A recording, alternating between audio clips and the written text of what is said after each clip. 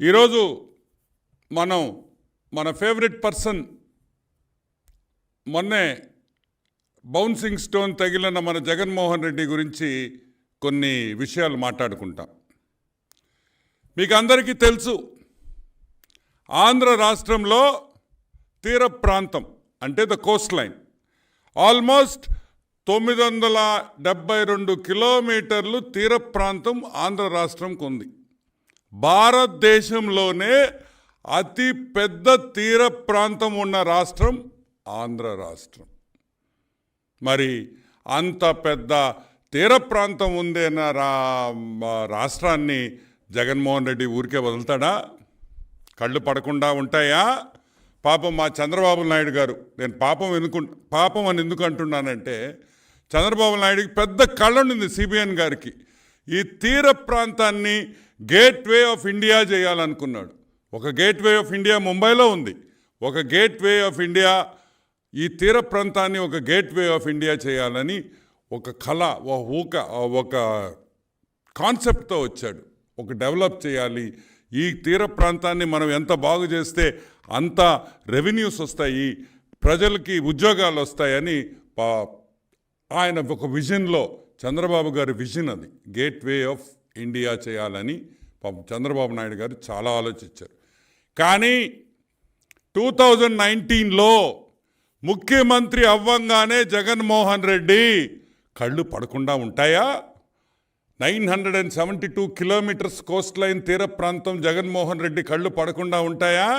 పడ్డాయి, అన్ని పోర్ట్ల మీద పడ్డాయి.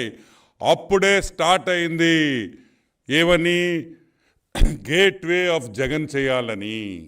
ఈ తీర ప్రాంతం గేట్వే ఆఫ్ ఇండియా కాదు, gateway of Jagan, gateway of half ticket. ఈ తీర ప్రాంతం మీద అతను కన్నుబడిన తర్వాత ఫస్ట్ గుర్తొచ్చేది ఎవరు జగన్మోహన్ రెడ్డికి? ఏదైనా కబ్జా చేయాలన్నా, ఏదైనా తీసుకోవాలన్నా, ఏదైనా బెదిరించాలన్నా ఫస్ట్ జగన్మోహన్ రెడ్డికి గుర్తొచ్చేది మా పొట్టి సారాయి Reddy, Vijayasai Reddy, the financial criminal. Jaganmohan రెడ్డికి పెద్ద బ్రోకర్ అయిన విజయసాయి రెడ్డి రంగంలోకి మన హాఫ్ టికెట్ జగన్మోహన్ రెడ్డి ఈ పొట్టి సారాయి రెడ్డిని రంగంలోకి దింపాడు. ఎందుకు పొట్టి సారాయి రెడ్డిని ఒక్కడే దింపారు? ఎందుకంటే పొట్టి సారాయి రెడ్డి వియంకుల కంపెనీ అరబిందో, పొట్టి సారాయి రెడ్డి వియంకుల కంపెనీ అరబిందో అనే ఒక సంస్థ, ఆ సంస్థ జగన్మోహన్ రెడ్డికి బినామీగా వ్యవహరిస్తున్నారు. కాబట్టి అరబిందో అనే సంస్థ జగన్మోహన్ రెడ్డికి బినామీలు. విజయసాయి రెడ్డి కూడా ఒక జగన్మోహన్ రెడ్డికి బినామీ బ్రోకర్ అని కూడా మీకు మనవి చేస్తూ ఉన్నా.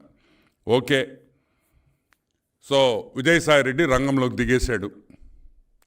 ఫస్ట్ కాకినాడ సీపోర్ట్ మీద కళ్ళు పడ్డాయి. కాకినాడ సీపోర్ట్, ఈ కాకినాడ సీపోర్టు మంచి లాభాల్లో ఉంది, బ్రహ్మాండంగా జరుగుతుంది, బ్రహ్మాండంగా డెవలప్ చేశారు. పాపం 1997లో ఆపరేషన్స్ సిబిఎన్ గారి చేతుల మీద మొదలైనవి. 600 మీటర్ల క్వే అంటే ఆ షిప్స్ 600 మీటర్లు, ఆ షిప్స్ బర్తింగ్ చేసేదానికి 600 మీటర్లు క్వే చేసి 3 బర్తులతో మొదలుపెట్టారు. వాళ్ళకి కేపీఎస్సిఎల్ అనే కంపెనీకి బాబు గారు ఆ పోర్టుని హ్యాండ్ ఓవర్ చేశారు. ఈ కేపీసీఎల్ దాన్ని 3000 మీటర్లు పొడిగించింది, 15 బర్తులు చేసింది. 3 బర్తుల నుంచి 15 బర్తులు, 600 మీటర్ల నుంచి 3000 మీటర్లు ఆ పోర్టుని బాగా డెవలప్ చేశారు. 15 షిప్పులు at any given time Kakinada పోర్ట్లో అన్లోడ్ చేసుకోవచ్చు. ఇంత మంచి పోర్టు వీళ్ళ కన్నుబడింది, మంచి లాభాల్లో ఉండే port. So operation gateway Jagan start అయింది. 2019 నుంచి కేఎస్పిఎల్ మీద దాడి మొదలైంది. బెదిరించారు. ఇస్తావా సస్తావా అన్నారు. కూట్నీళ్ళకి అడిగారు. అసలు ఊరికేనే తీసుకునేవాళ్ళు, ఊరికే తీసుకుంటే బాగుండదని కూట్నీళ్ళకి అడిగింది వాస్తవం. తుపాకీ పెట్టారు. షేర్లు ఇస్తావా సస్తావా అని అడిగారు, భయపెట్టారు. కానీ కేఎస్పిఎల్ అనే కంపెనీ సస్సేమిరా మేము ఇయ్యము, ఈ పోర్టు లాభాల్లో ఉంది, మేము కష్టపడి ఇవన్నీ చేశాము, ఈరోజు మాకు 300 కోట్ల రూపాయలు ప్రతి సంవత్సరం లాభాల్లో ఉంది, మేము ఎందుకు ఇవ్వాలి, మేము ఇయ్యము, సస్సేమిరా ఇయ్యము అని చెప్పారు.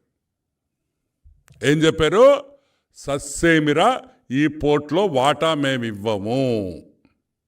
ఆగిందా? ఆడికి ఆపరేషన్ గేట్వే ఇప్పుడు స్టార్ట్ అయింది. రకరకాల బెదిరింపులు. సరే, వీళ్ళని ఎట్టని లైన్లోకి తీసుకురావాలా అని మా పొట్టిసారాయ రెడ్డి ఆలోచిస్తా కూర్చున్నాడు.